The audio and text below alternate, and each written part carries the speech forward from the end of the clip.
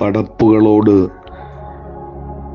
ചോദിക്കുന്തോറും അവർക്ക് ദേഷ്യമാണ് ഉണ്ടാവുക. പടച്ചവനോട് ചോദിക്കുന്തോറും അവന് ഇഷ്ടമാണ് ഉണ്ടാവുക. അതുകൊണ്ട് അള്ളാഹുവിനോട് ധാരാളമായി ചോദിക്കുക.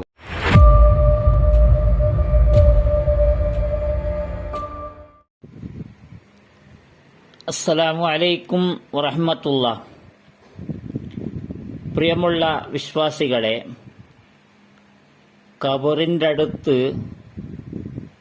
വിളിച്ച് പ്രാർത്ഥിക്കുന്നതിനെ ഒരുപാട് ആൾക്കാർ വിരോധിക്കുന്നു എന്ന് ഇവിടെ ഒരു ഉസ്താദ് വേവലാതിപ്പെടുന്നു, ഭയപ്പെടുന്നു.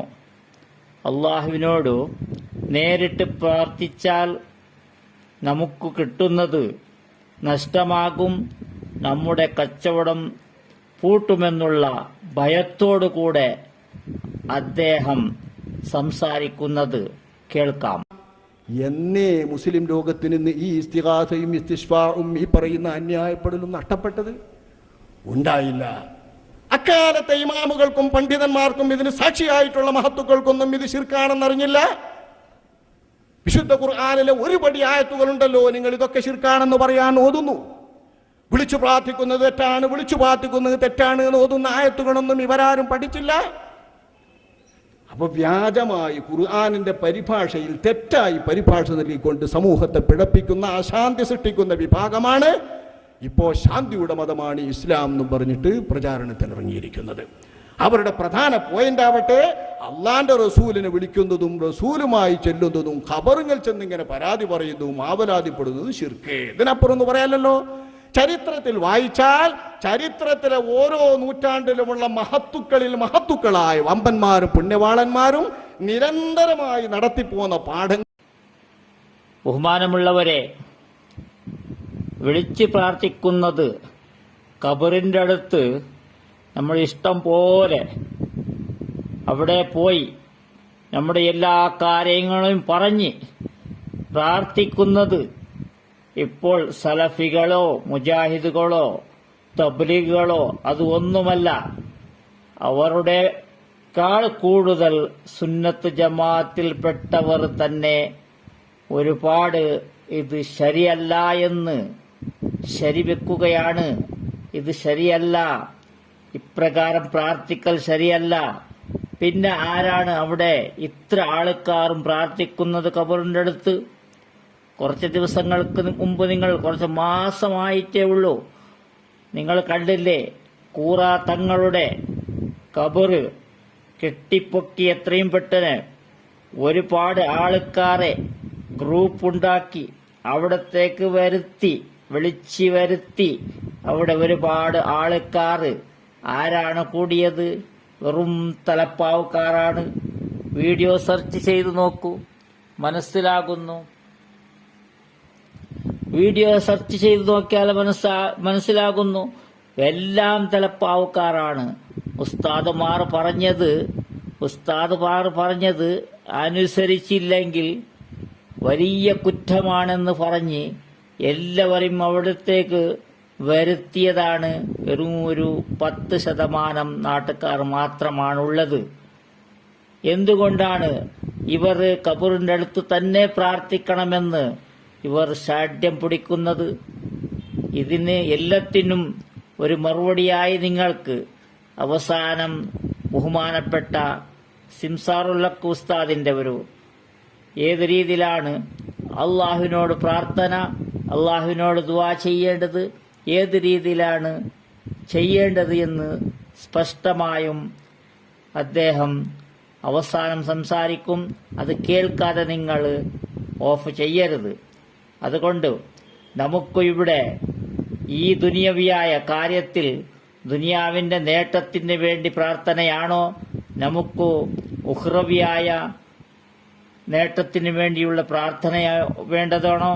അള്ളാഹുവിനെ ഇബാദത്തെടുക്കലോടുകൂടെ അള്ളാഹുവിനോട് തന്നെ നമ്മൾ നേരിട്ട് ദുആ ചെയ്യാമെന്ന് ഒരുപാട് ഉസ്താദന്മാർ പറയുന്നു. സലഫികളെ മാത്രം പറഞ്ഞ കാര്യമില്ല, അവരും പറയുന്നത് അത് തന്നെയാണ്. എങ്കിലും നമ്മൾ ആരും സലഫിയോ മുജാഹിദോ ഒന്നും ലേബലെടുക്കേണ്ടതില്ല. അല്ലാഹു സുബ്ഹാനഹു തആലയോട് നേരിട്ട് പ്രാർത്ഥിക്കണം, കേൾക്കണമെന്ന് അല്ലാഹു തന്നെ ഖുർആനിലൂടെ പറഞ്ഞ വാചകം പറഞ്ഞ് ബഹുമാനപ്പെട്ട സിംസാറുകളൊക്കെ പറയുന്നു. ഇൻഷാ അല്ലാഹ് അത് കേട്ട് വിരമിക്കുക. അസ്സലാമു അലൈക്കും വറഹ്മത്തുള്ളാഹി. അല്ലാഹുവിനോട് ചോദിക്കും, യാ മൂസ ഇസ്അൽനി ശഅസന അലൈക്, നിങ്ങളുടെ ചെരുപ്പിന്റെ വാറ് പൊട്ടിപ്പോയാൽ പോലും മൂസ നബിയെ അത് നിങ്ങൾക്ക് എന്നോട് ചോദിക്കാൻ കേട്ടോ, പരിഹാരം ഞാൻ കാണിച്ചു തരും. പക്ഷെ ചോദിക്കുന്ന ഒറ്റ വിഷയം ശ്രദ്ധിച്ചാൽ മതി. നമ്മുടെ മുമ്പിലുള്ള ഒരു മനുഷ്യനെ, നിങ്ങളൊരു റൂം ഒരാൾ ഒരു എംപ്റ്റി സ്പേസിൽ പോയിട്ട് ഒറ്റയ്ക്ക് ഇങ്ങനെ വർത്താനം പറയാന്ന് വിചാരിച്ചോളൂ. മുമ്പിൽ ആരുമില്ല, നിങ്ങൾ എന്തൊക്കെയോ നാട്ടുവർത്താനം പറയുന്നുണ്ട്, ഒരാളോട് പറയാണ്. പക്ഷെ നിങ്ങളുടെ മുമ്പിൽ ആരുമില്ല, എന്തൊക്കെയോ കരയുന്നുണ്ട്, എന്തൊക്കെയോ പറയുന്നുണ്ട്, ആരെയും മുമ്പിൽ കാണുന്നില്ല. ഈ ഒരു മനുഷ്യനെ കുറിച്ച് നിങ്ങൾ എന്താ പറയാ? തലക്ക് സുഖമില്ല എന്ന് പറയില്ലേ? ആരോടൊന്നില്ലാതെ എന്തൊക്കെയോ പറയുന്ന ഒരാൾ. ഇനി ഞാൻ ചോദിക്കട്ടെ, ഇയ്യാക നഅ്ബുദു വ ഇയ്യാക നസ്തഈൻ, അല്ലാഹുവിനോട് പറയണം, അസ്സലാമു അലൈക അയ്യുഹൻ നബി, നബിയേ അങ്ങയുടെ മേൽ അല്ലാഹുവിന്റെ രക്ഷയുണ്ടാകട്ടെ. നമ്മുടെ മുമ്പിൽ അല്ലാഹുവിനെ നമുക്ക് ബോധിക്കാറുണ്ടോ? നമ്മുടെ മുമ്പിൽ ഹബീബിനെ നമുക്ക് മനസ്സുകൊണ്ട് ചിന്തിക്കാൻ കഴിയുന്നുണ്ടോ? നമ്മൾ ദ്വാരക്കുന്നു.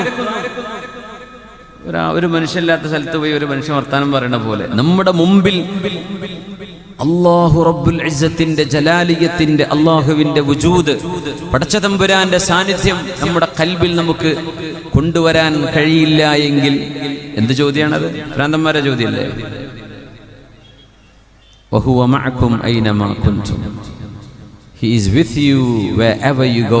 നിങ്ങൾ എവിടെ പോയാലും അല്ലാഹു നിങ്ങളുടെ കൂടെയുണ്ട്.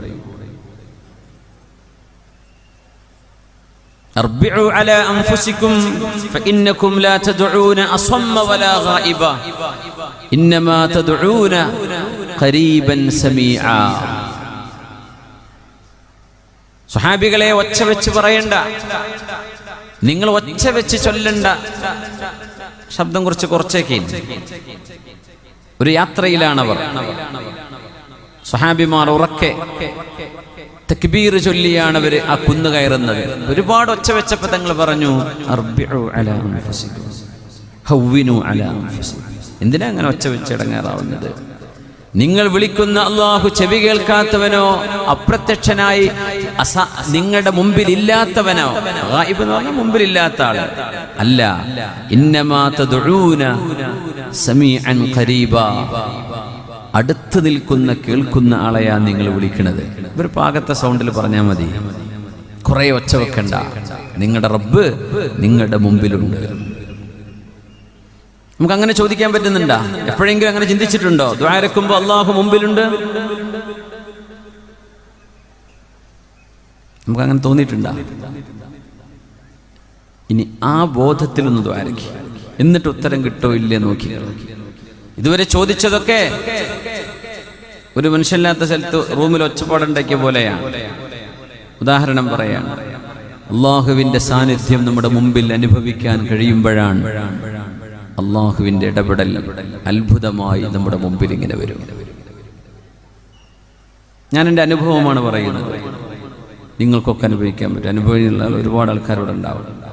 പക്ഷെ ഇപ്പോഴും അനുഭവിക്കാൻ കഴിയാത്ത ഒരുപാട് ഹതഭാഗ്യന്മാർ ഒരുപാട് വർഷങ്ങളായി ദുആ ചെയ്യുന്നു, അല്ലാഹ് എന്താ കേൾക്കണില്ലേ എന്ന് തോന്നുന്നുണ്ട്. നിസ്കരിക്കുമ്പോൾ അല്ലാഹുവിന്റെ മുമ്പിലാണ് ഞാൻ, എൻ്റെ റബ്ബിന്റെ മുമ്പിൽ ഞാൻ റബ്ബിനോട് സംസാരിക്കുകയാണ്. കാരണം നിസ്കാരത്തിലെ പല വാക്കുകളും ഖിതാബാണ്. ഇയ്യാക നഅ്ബുദു വ ഇയ്യാക നസ്തഈൻ. റബ്ബിന്